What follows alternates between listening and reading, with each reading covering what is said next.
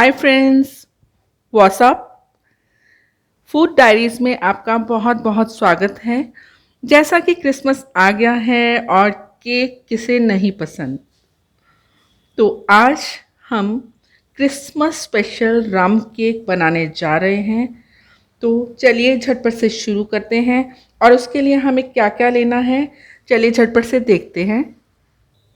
तो चलिए पहले थोड़ी सी तैयारी कर लें। सबसे पहले हम बता दें, हमने ये बेकिंग ट्रे लिया है, ये 8 इंच का है केक बनाने के लिए। तो सबसे पहले हम इसको ग्रीस करके साइड में रख देते हैं। ये मैंने हाफ बटर और हाफ ऑयल लिया है। आप चाहें तो देसी घी का भी इस्तेमाल कर सकते हैं या सिर्फ ऑयल का भी इस्तेमाल कर सकते हैं। तो ये बटर को मैंने मेल्ट कर लिया था, तो हमने इसको ट्रे को ग्रीस कर दिया है और इसके ऊपर या तो आप बटर पेपर लगाएं या फिर इस तरीके से आप मैदा इस पर डस्ट कर दें ताकि हमारा केक नीचे से चिपके नहीं। तो इस तरीके की कोई छन्नी लेकर आप इस तरीके से मैदा डस्ट कर दें उसके अंदर। तो ये तो हो गई हमारी ट्रे तैयार। तो चलिए इसको साइड में रखते हैं हम।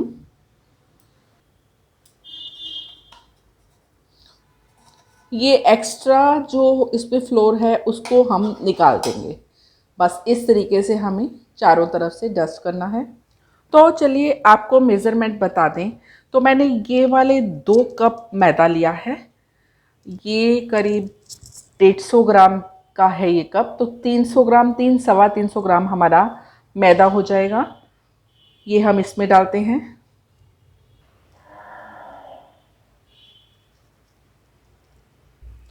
और अगर रम केक है तो ऑब्वियस रम तो इसमें डलेगा ही।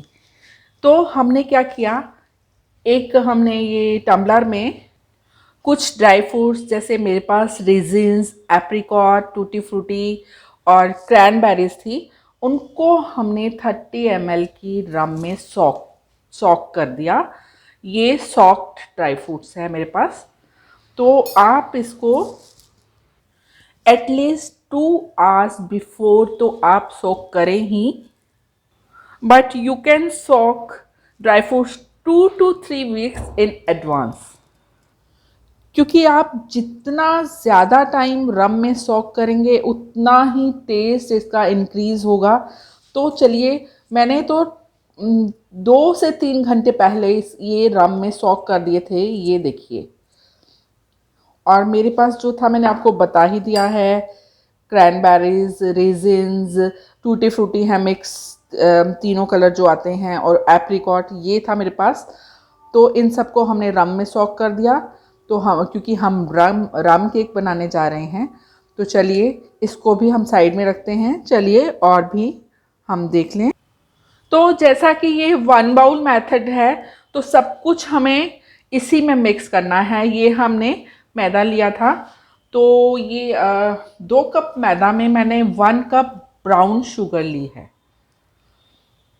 1 कप ब्राउन शुगर ली है। आप रेगुलर शुगर भी ले सकते हैं। तो ये भी इसी में जाएगा। इससे इसका कलर भी बहुत अच्छा आएगा केक का। और ये मैं हाफ स्पून मैं इसमें कॉफ़ी डाल रही हूँ, और 1 ऑरेंज का मैंने जूस निकाल लिया है, ये भी इसी में जाएगा। और 1 स्पून मैं ये बेकिंग पाउडर ले रही हूँ, किसी भी कंपनी का आप ले सकते हैं। तो 1 स्पून बेकिंग पाउडर भी डाल रहे हैं इसमें। इससे आपका केक बहुत स्पॉन्जी बनेगा। और ये 1 बाउल मैंने ये बटर और ऑयल मिक्स करके लिया है, ये सब भी इसी में जाएगा।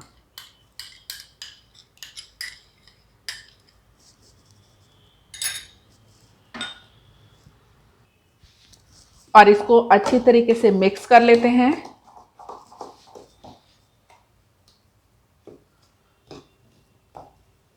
बिल्कुल भी इसमें लम्स नहीं रहने चाहिए। और 1 गिलास मैंने, ये देखिए 1 कप जितना है, ये मैं दूध ले रही हूँ। इसको थोड़ा थोड़ा करके आप डालते जाएं और इस तरीके से मिलाते जाएं।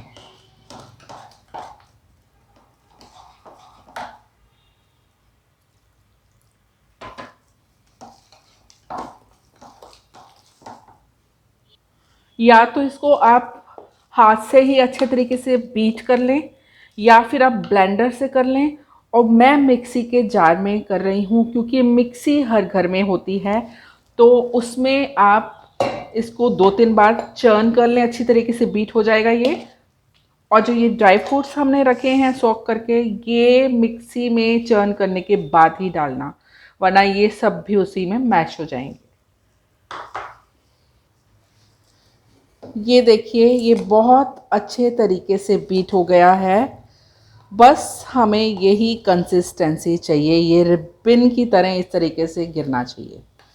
ये रिबन की तरह गिर रहा है ना, बस यही कंसिस्टेंसी हमें चाहिए।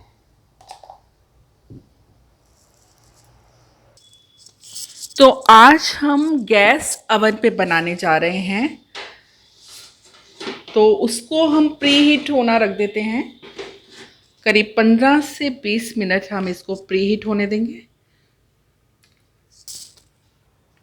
तो जब तक ये अवन गर्म होता है, तो हम ये जो हमने ग्राइंड किया है मिक्सचर को हम बेकिंग ट्रे में शिफ्ट कर लेते हैं। तब तक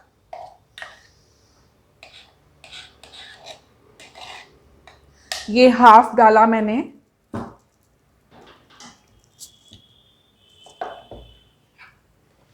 हाफ डालने के बाद उसके ऊपर हमने जो ये रम में सॉक किए थे, कहीं कहीं ये डाल दीजिए।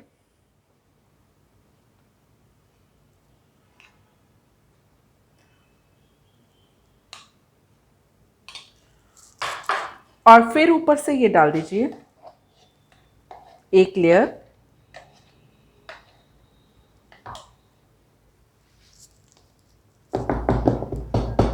एक बार ऐसे सेट कर लें और फिर ऊपर से ये फिर एक बार डाल देते हैं, तो ये कहीं कहीं आपके मुंह में आएगा, बहुत अच्छा लगेगा।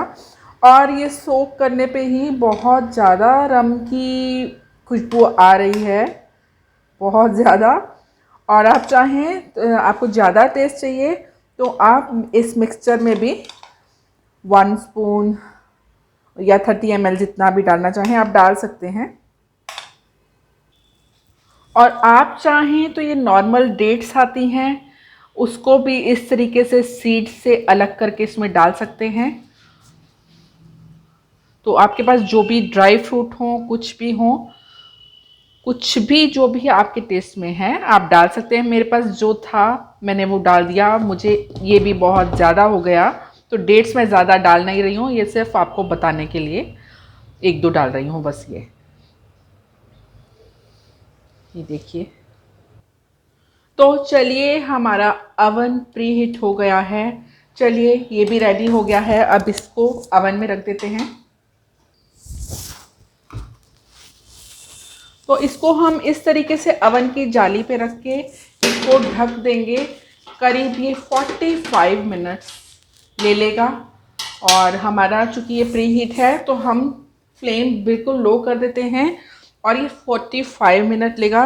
लेकिन आप आधे घंटे के बाद एक बार फिर से नाइफ डाल के चेक कर लीजिएगा।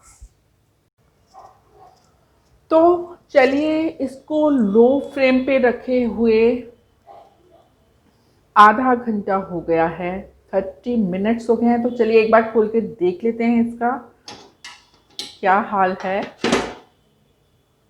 ये देखिए, ये देखिए, हमने इसको 3/4 भरा था तो ये काफ़ी ऊपर तक आ गया है। तो चेक कैसे करेंगे, एक बार हम नाइफ डाल के इसमें देख लेते हैं।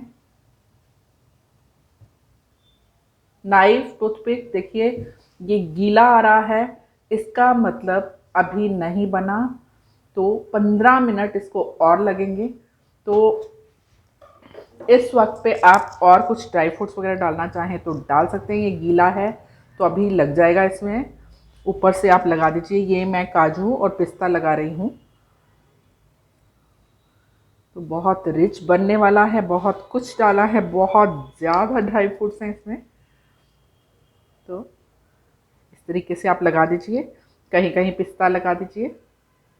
ये देखने में जितना अच्छा लग रहा है उतना ही यम्मी बनने वाला है। ये काफ़ी टेम्पटिंग दिख रहा है। तो इस तरीके से आप कहीं कहीं कुछ कुछ लगा दीजिए।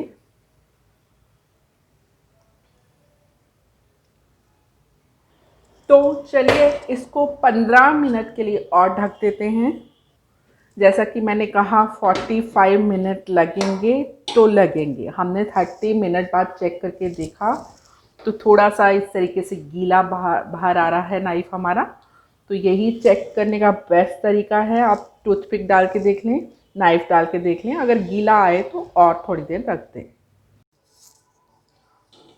तो 45 मिनट हो गए हैं। तो चलिए एक बार इसको खोलकर चेक कर लेते हैं। इसको देखिए, अब हम टूथपिक से चेक करेंगे, बिल्कुल सेंटर में से करते हैं। ये देखिए टूथपिक हमारा बिल्कुल साफ बाहर आया है। इधर से भी कर लेते हैं।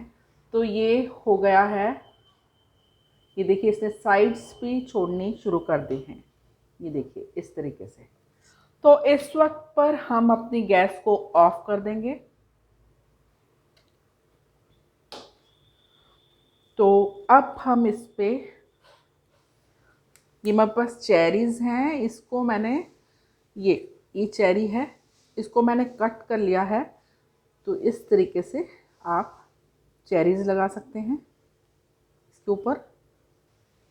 ये देखिए साबुत है, तो इसको आप कट करके इस तरीके से कहीं कहीं लगा सकते हैं। ये देखने में भी बहुत अच्छे लगेंगे और टेस्ट भी बहुत अच्छा आता है। ये देखिए, देखिए ये कितना टेम्पटिंग लग रहा है ना। तो अब हम क्या करेंगे, आप चाहें तो आप इसके ऊपर चॉकलेट सिरप डाल सकते हैं। मैं सिरप नहीं डाल रही हूँ, मैं इस पर वर्क लगाने जा रही हूँ। सिल्वर के ये वर्क आते हैं। ये देखिए ये इस तरीके से वर्क आते हैं। देखिए चिपकना शुरू हो गया। तो इसको कहीं कहीं आप इस तरीके से लगा दीजिए। देखिए ये देखने में भी बहुत टेम्पटिंग लग रहा है, खाने में भी यमी होगा। रम की खुशबू आ रही है। ये देखिए, और ये देखिए रम से और जो हमने ब्राउन शुगर डाली है उससे इसका कलर कितना अच्छा आया है। उसके अलावा हमने कोई कलर नहीं डाला इसको। अब इसको 1 घंटा कूल होने देंगे। उसके बाद अपने आप ये बर्तन से अलग होना शुरू कर देगा। उसके बाद ही कट करेंगे। तो लीजिए ये हमारा Christmas special Ram cake ready हो गया है। और कूल होने पे कट करेंगे। गैस ऑफ कर दी है हमने। तो इसको रूम टेम्परेचर पे आने दें। तो उसके बाद आपको मैं 1 घंटे बाद आपको दिखाती हूँ। तो ये हमारा केक देखिए कूल हो गया है। तो अब इसको बेकिंग ट्रे से अलग करते हैं। तो हम एक नॉर्मल प्लेट लेंगे, उसके ऊपर इस तरीके से ढक देंगे और इसको धीरे धीरे से इस तरीके से अलग करेंगे। देखिए ये बनकर तैयार हो गया है। अब इसको सीधा करते हैं। तो इस पे एक और प्लेट रखेंगे। अब इस तरीके से हम इसको पलट देंगे। लीजिए हमारा क्रिसमस स्पेशल रम केक बनके तैयार हो गया है। चलिए इसकी कटिंग करते हैं। तो चलिए इसको काट के आपको एक बार टेक्सचर भी दिखा देते हैं।